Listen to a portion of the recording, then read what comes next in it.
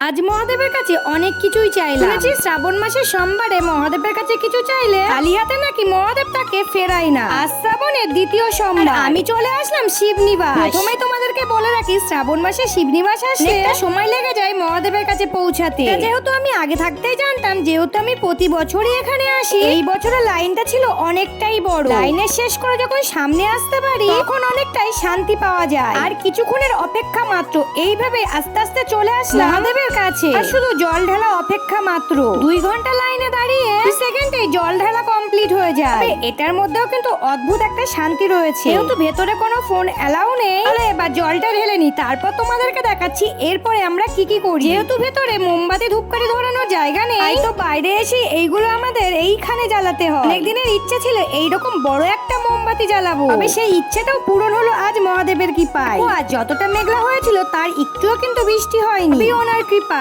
তো আমি ভেবেছিলাম যে এইগুলো হয়তো আমি ঠিক করে জ্বালাতেই পারবো না, ফাইনালি শেষমেশ আমি এত সুন্দরভাবে সবকিছু করেছি। আজ কিন্তু আমি অনেকটাই শান্তি পেয়েছি, মনটা অনেক খুশি হয়ে গেছিল। জানি না মহাদেব আমার সব ইচ্ছা পূরণ করবে কিনা, তবুও আমি মন থেকে বারবার ডেকে যাবো তাই। বলো একসাথে হর হর মহাদেব।